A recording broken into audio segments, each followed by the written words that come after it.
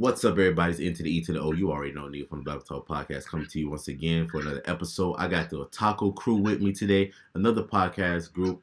We're going to talk about some epic anime topics and more. I'm going to let them introduce themselves. You can go ahead, Lee. Yes, hi. Name's Wise Man Lee from the Otaku Crew podcast. I would like to thank Neo from BabbleTalk podcast for inviting us. And we're going to talk some good stuff anime here. All right. Go ahead. Let them know who you are. All right, perfect. What's going on, everyone? This is Leipon here. I'm the co-founder of the Otaku Crew podcast.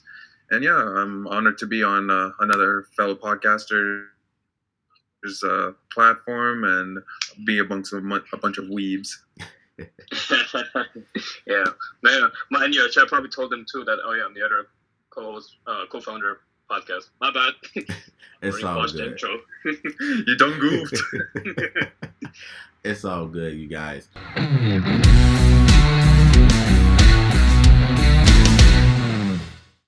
All right, everybody on the Battle Talk podcast. We are talking about Tokyo Rangers, one of the anime that we both have seen. I've seen a little bit of it. I know the good information about the show. If you've seen it, comment down below. Comment what other animes that you like that is similar to Tokyo Revengers. All right, well, let's get into it. All right, you guys. From Tokyo Revengers, what do you like most about the show, and why did you keep watching it? Before that, do you think we should give our audience a bit of a backstory synopsis on what the show's about? Yeah, we can do that. You can go ahead and explain the show. Yep. You want me to take over, or do you want to go Leifon? You can do it since you're the diehard fan. Okay, I'll do my best. So, the story takes place, of course, in Japan, and we're seeing our main character, whose name is, Takemichi Hanagaki, or the other way, Hanagaki Takemichi, who is an adult that does a mundane job of, working at a video store and pretty much has nothing going on in his life. And then one day, what happens is that he gets pushed onto the train tracks where he's about to die, but somehow he is time traveled 12 years into the past and comes back as a high school kid and is pretty much trying to navigate his way around in the past in order to prevent a very bad situation in the future, a very bad event in the future. And pretty much the bad event is pretty much to his girl dies in the future, so he goes back in time in order to prevent that. Is that the best? Is that pretty much good enough, guys? Yeah, it's pretty much on the head of the show. Just one thing I would mention though. Mm-hmm. Takemichi is not in high school, man. He's in freaking middle school. My bad. I get confused between that. Wait, so how old is he in the show then? I think 13.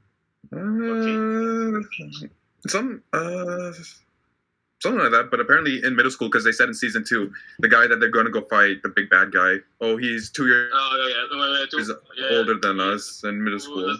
Let's not go there yet. But yeah, so pretty much he has to go back in time. I won't go that far, yeah. So yeah, but that's it. But he goes back in time in order to infiltrate a gang, because that gang becomes a big organization that pretty much kills his girlfriend. So he has to infiltrate that gang in order to stop that future from happening. That's the best to describe that show. Sorry, again, I went a bit off track, but I tried to reconnect my thoughts and get back to it. So that's it. Yeah, that's pretty much the story of the Tokyo Revengers. So pretty much I counted as if you ever see the movie The Butterfly Effect. Yeah. Mixed with high school drama shenanigans that's happening in any high school movie. Yeah, that's pretty much it. Yeah, I feel you on that. When I was watching the show, that's the first thing that came to my mind was that movie. I was like, that's some good stuff. Yeah. All right. So, back to the original question. Why do you like it? Why do you like it? Why do you keep watching it? And how many episodes did it take for you to be 100% invested into it? With me, that I'm a sucker for a story with an underdog, and it's someone like a character we can sort of see struggle. With Takemichi, very specifically, you see his development from, well, when he goes back to the past, of course, is that this is where he started, and he had to face his own fears to get to where he is now. And with that, he's not like some broken main character isekai to another world, has a harem thing going on. None of that. Mm-hmm. I literally despise a lot of those factors. He is an everyday guy who had to face adversity to overcome it, and that's why I find he's such an interesting character to look at, because he's not a fighter either. He's someone who wants to do the right thing for the right reasons without there being a benefit for him. But ultimately, we know his goal, why he travels back to the past, so he's trying to change it. That's why I like it. And I'd say around maybe episode 1, episode 2, I was already like, I like this. And the opening, chef's kiss. Okay. I feel you on that. I have another question, but I want to see Lee's answer about it. Well, yeah, it's pretty much the same reason. It's a story on about the weakest guy who's trying to but pretty much for me, what I like is that he's trying to stop a dark future from happening, right? So there's kind of a thriller involved into it with time travel twist to it. So it's very interesting to see that. And I think it's just a story that kind of gets me for me in the show and continuing watching the show, of course. But I have to admit, though, as the main character, Takemichi is the worst, man. This guy is a complete idiot. He does not know what's happening. They gave the power to the wrong person, because unfortunately, if you go see throughout the show, at least season 1, he's not doing so good, my guy. Okay. Now, you say he's the worst character, right? Now, for me, let me give out an answer. I know a lot about it from everybody that was talking about it. When I watch anime, I would kind of wait a little bit later on to watch it, because too many people was talking about the show all at once, and I wanna enjoy watching it, So I stay away from spoilers and everything like that. But I would say a few episodes in, I was invested into it. I think it's a very good show. It's not boring. It gets straight to the point. Some parts, they try to do some comedy stuff. I'm like, man, just get back to the main reason why we here watching this. Now you said something interesting that came to mind, both of you guys. So, do you think he's a better character than Deku from My Hero? Or you think Deku is better? Or they kind of the same? Where is your mindset with the character development, their motives, and everything? It's hard to compare, because comparing him to Deku is different, because Deku is that he's mostly prepared on what task he has to do, because remember in My Hero, he has the My Hero book, right, where he has all the information of the heroes listed down. Mm-hmm. So Deku has more of a level head where he understands the situation and knows how to react. Takemichi would be like, okay, I'm gonna do this to change the future, and then somehow it ends up so bad that something else happened. And he's like, oh shit, what am I gonna do? How do I react? And mind you, Takemichi is in the gang, but I feel like he's a fish out of water, because he does not belong in that environment. This guy cannot fight for his life. So, I thought he would get better, but yeah, you're right. I thought he would get better. From what I was seeing over the internet, I thought it was going to be about Mikey. I thought he was the main character the whole time, because I kept seeing him. I kept seeing people talking about. But then I see, because at first, when he had the blonde hair, I was like, oh, maybe he's time traveling back to how he looked before or whatever. That wasn't the case. I was totally off. But I don't know. I agree with you. Deku have a level head. Got the little My Hero book of all the heroes. But I don't know. I feel like they're kind of similar when it comes down to certain thing that drives them to do what they do. It's all for the benefit of the good. It's fight for the good reasons, of course. Yeah. The moral high ground and everything. But the way they go about it, their methods is completely different. You can just say that for sure. Yeah. Like I said, Deku's more prepared. Takemichi, he has an idea what to do, but literally has no backup plan, and when things go south, he cannot control it. Goes out of hand. Sometimes Death, you know what to do. Sometimes he's like, I just break all the bones in my body and hope for the best. Yeah, okay, we'll say that. Yeah, and then if I win, great. If I lose, I got to use my eyes. Then I'm gonna use every inch of my body and my soul to win this fight. But yeah, I agree with you. Now, throughout the series, it talks a lot. It's a lot about gangs and middle school gangs and high school gangs and stuff like that. Do you feel that correlates to our real world society that we're living now? Is it similar, or is it a little bit fabricated of where they portray gangs in the show? Well, that's a tough one because I'm gonna be honest. I'm basing my answer off of K-dramas or Japanese dramas. You often see in high school or sometimes late middle school, these characters are getting jumped left, right, and center. It's like after school, they get jumped outside their house. At work, they're getting humiliated. They get taken to the bathroom, beaten up, and all that. I'm like, what is with these kids and what are they on? Like, oh my god. But I'd say that anime in general often takes a motif of the hoodlum aspect. Mm-hmm. And maybe at times they try to make it very grand. Yeah. Like, for example, I don't know, second or third episode, we see there's a whole fight club going on. I'm like, nobody's saying anything? I find that weird. Like, no police or anyone passing by. They're in a park.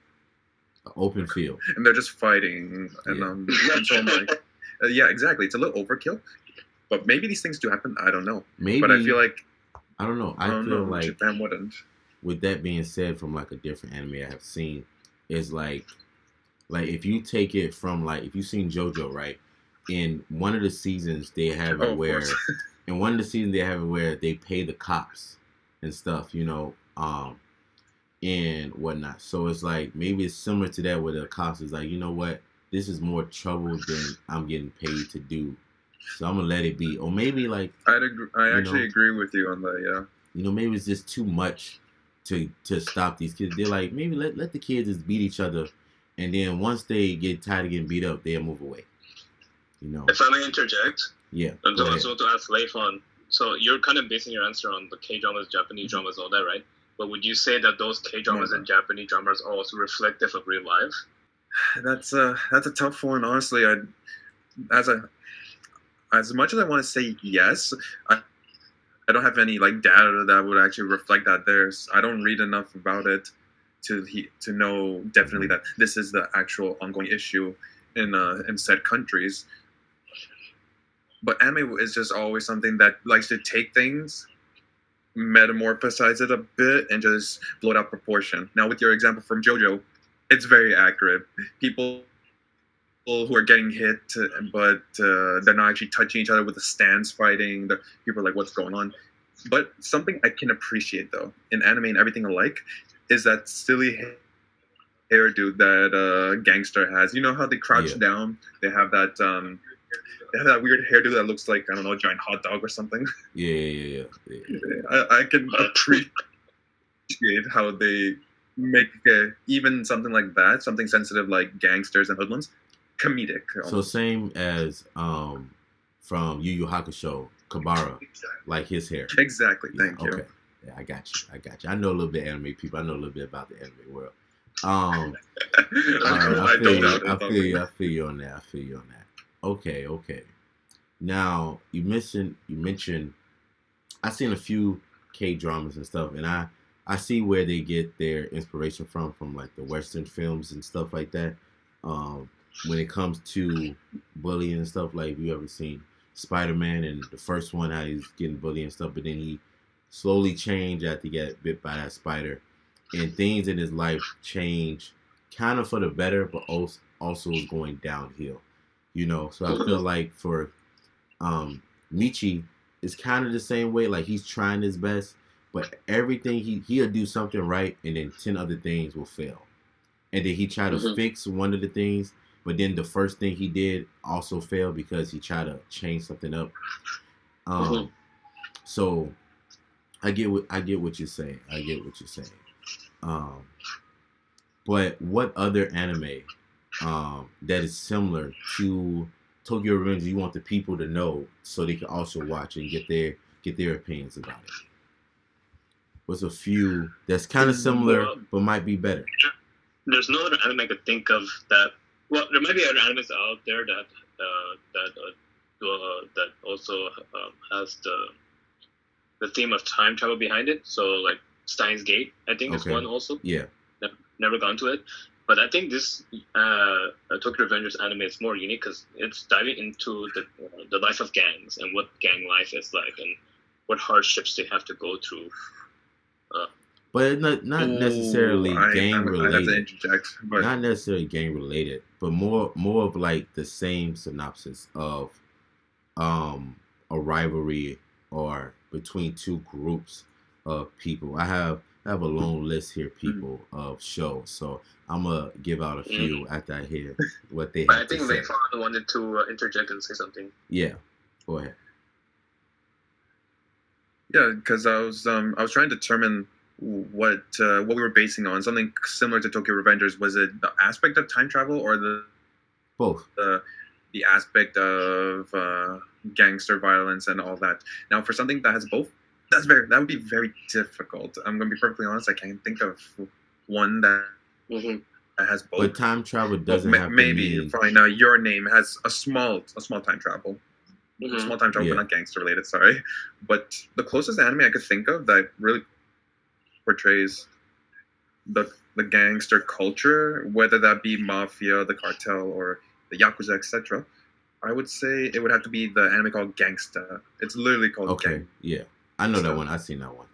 What about? It's an older. You know what I mean. I know. What about? I see a few. One is called Excel World, right? Which a lot of people might have heard of it, might have not. It's basically a lot of bullying. That one got if you've seen it, got a lot of bullying in it and stuff like that. Two different groups, two people from two different. Is that the isekai one? I think so. No, it's more sword art. Call out to Monado. So basically, that's it. So it's going into the virtual world, right? Like so that's kind of like a time travel is niche of just going to a different place in a different time zone. It's how I'm looking at it from Tokyo Revengers, because from Sword Art Online, this is like an extension of Sword Art Online, because at the end, the people have, everybody's just seen it, so spoilers. If you haven't seen it, that's your fault. At the end of Sword Art Online of season 1 or 2, they had the seed of the world, and it branched out to different video games and stuff like that. So Excel is a part of that nest of that tree. Another one is, if you have seen, it's called Air Gear. If you think about it, it's kind of similar, not time travel, but gang related in a way. Okay. Or La Familia. I've heard of it, but never seen it. We have something similar to that. Or Blood Lad. You've seen Blood Lad. It's basically about this vampire dude who's also a otaku. He loves the Earth world, so it's different worlds. It's the underworld of monsters, and then it's humans or whatever, right? And in the anime, is the main character. He watch anime, then he like do a move from anime, and when you see, it's a lot of anime references from it. But it's different games, different territories I remember that you rule under and stuff like that. So that's kind of similar to that. Not time travel related, but gang related, on where grounds of what people can do and what people can say. Because if you remember in Tokyo Revengers, they was really hyped on, Michi and his friends really hyped on, like, oh, who's these kids? And then, like, do you go to this middle school, whatever? And, like, these are some average kids going home. Why are you messing with these kids, you know? But, like, oh, if you go to this school, then you're a problem. If you're a problem, you got a problem with me, so let's fight about it, you know? So it's just those nuances that make you think about, okay, it's similarities, but the way they take an approach on it is very different. You can say kind of like Dr. Stone in a way, when the protagonist is like trying to rule, like, well, I mean, you smart, but I got muscles, so what you trying to do, you know? Like, which is better, brains or bronze, you know? um, something like that, or Gantz. Not really gang related, but time travel related, where they died, went to another world, and the only way you can live or go back to that world if you win the game, type deal. Something like that. If you think about it. Actually, Neil, I want to interject there. Yeah. Yeah. No, you finished your thought though. No, I was done. That was the last thing I could Since we're sort of naming animes that play on like the themes of time travel as well as gang. Yeah. How do I say it? Gang culture. I keep saying culture. I'm going to try to find a better word. We can argue that just Cowboy Bebop is somewhat similar. The future, we got the syndicate and all those things set up. True, but I don't think Cowboy Bebop plays with time travel. They're not going back in time and stuff like that. But there definitely is the Western mafia kind of not vibe necessarily. There. It's more, I think, where he was going with it is not. It might not be time travel based, but it is a lot of past references that they make in the show. Like they reminisce mostly on the past of everything. So that's kind of similar to Tokyo Room. They're going back in the past. They keep reminiscing on the past and basing all their actions on what happened back then with Spike, with the woman and everything, with Julia, that he trying to fix the past, but he can't. Faye trying to figure out her past, but trying to live, but trying to go forward in the future. But she's tied it's more reminiscing of the past. Yeah. Flashback. Yeah, flashbacks a lot in that in the anime. That's how I take it from the perspective of time travel for them, for what they're going through. If you look at it from that lens. Yeah, no, I could see it in that point. Yeah. Yeah. In that perspective. Yeah. But I find also that time travel itself has always been an interesting concept in anime. Like I found it's used differently, and that's what makes it so brilliant. For example, Takemichi, he's got a shake now to his hand, goes back to the past. The girl who leaked through time. I do like that though. That's like pretty much a trigger for him to go back in the past, because he can't just willingly do it down his own. So I do Which like works. That. So it makes it less broken. Yeah. But the other interesting thing about the time travel in Tokyo Revengers is that when he's going back to the future, right? His past self is like an autopilot and doing whatever he wants also.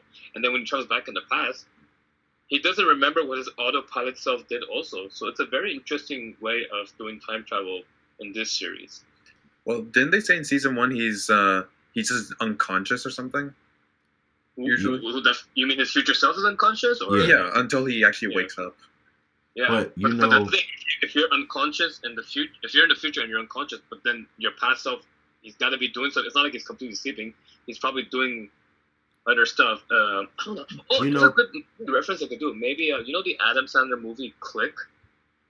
Yeah. Mm-hmm. Yeah. So remember when Adam Sandler, he's what's it called, using the remote control to skip to the future or go in the past, but when he's doing that, like his body is in autopilot. That's what Christopher Walken kind of explained to him, that your body's on autopilot and he's doing whatever he does in his usual day and stuff.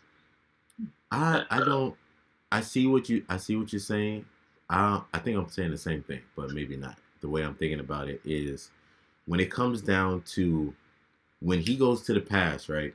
And when I was watching it, he's laying down. He's unconscious. He's not moving. In that period of time, I don't know if they said it in season 2 or not, but how long is he asleep for? Is it a couple of minutes, a few hours, a few days? Because I'm going based on, I think it's a few days, because I know he lost his job because he didn't show up.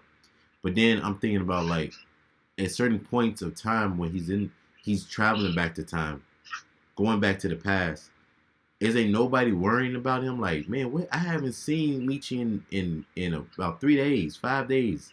He don't have a job anymore. I haven't heard from him. I haven't seen him in school. No, I agree. I think when he travels to the past, his future body, Naoto, his partner, the police detective, he has to look after his body. Yeah. Because that's when he's the most vulnerable. But then the past version of him also is, I don't think he's unconscious and vulnerable. He's still doing the daily activities throughout the day and stuff. Because remember, the one time he traveled to the past, he wound up with the girl that Draken that likes Draken. Remember, she was down in her underwear, and then he's like, "Oh, how did I get here? How did I?" He was a lucky man that day. That should have been me, but that's for a different episode. You feel? You could just stop the story, stop the anime. That's how it ends. You know, but he doesn't save the girl. I agree with you, but I think when he travels to the past, because he already lived the past. You know what I'm saying? He's still living his future, but he already lived the past. So everything. I feel like once he's changing small things about the past, it's kind of changing his future slowly, but he's still living the day-to-day of everything he did. But when he's going back in the past, that certain day, he does something different, but the next day, he's doing the same routine until he traveled back. So I think on gap days of when he's traveling, everything's the same until he go back in time that day, and then like, okay, I'm doing something different. And then next day, I'm in the future. But that day that he went back is just a normal day. Like, he did what he did the past day, he still remembers. But it's like, okay, that happens, that fight happened, but I'm going to school, eating lunch, doing what I got to do. But do you ever notice how when he travels back in the past, he does not recall some certain past events? He's like, oh, wait, this happened? I don't remember this and stuff, you know? He always has that kind of like time amnesia thing where he's like, oh, I don't remember this happening in the past. So I wonder if because he's traveling so much of the time, that's why it's giving him like memory fog or something. I really know. But, you know, time travel, it's always been like a very interesting theme and cliche to use in certain media like movies and TV shows and whatnot. But trying to lay out the rules and groundwork of time travel, it's very hard because everyone has their own perspective on how time travel works. So this is a very interesting angle to take towards in time travel. But like I said, time travel, it's not easy to explain. It's very complicated. It's like, you know. Well, I want to build on that, actually. I like the integration of time travel in that other people around him notice when he's not himself. For example, season 2, like, what's his name? Chifuyu. He says, he's like, you always act different. You're acting one way at one point, and then suddenly you just change. So I like that other characters are aware somewhat, if they pay attention, that this is happening. They're not just like, pay attention. I think his girlfriend was the first one to notice it. The girl he likes, or whatever they are, in season 1, she noticed right away. Yeah. You know, so I don't know. I think he just at some point, I don't know. Overall, what would you rate season 1 out of 10? Oh yeah, I mean, you want to go first, Leifon, or? Yeah, why not? So thing is, it's hard to compare with season 2 because season 2 is not done yet, still ongoing. But right, Leifon, I should let you know. Neo told me he hasn't watched season 2 yet, so try to spoil season 2 yet. It's all good. I'm good. gonna block it all out, so it's all good. It's all good. I would say I enjoyed it as much as any other person. It was like, oh, this is something different. It's not overly used, and I'm like, okay, why not? I'll stick around. And it literally plays on the aspects I enjoy. Like, I want to see the MC struggle. I want to see his growth, and he doesn't always have to be the hero. It's like. I like how it's distributed amongst his other friends who are like, we're going to be part of the gang too. We're all going to be in this together. I'm like, oh, the bros got my back. Okay. I feel you. So season 1, I would recommend it.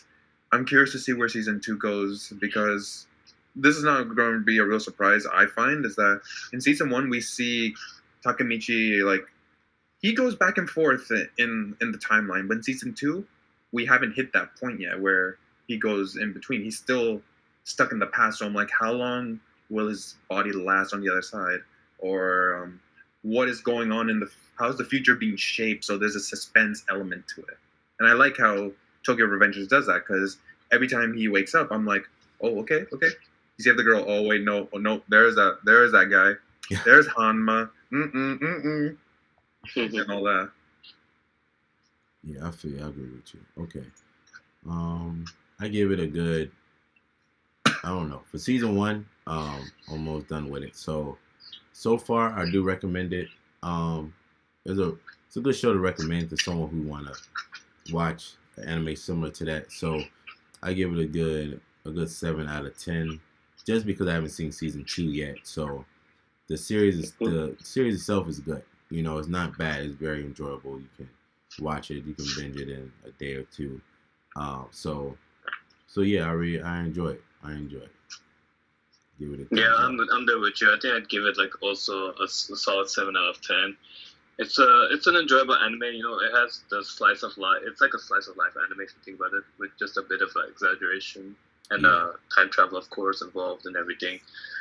And so our main character, you know, he's kind of relatable.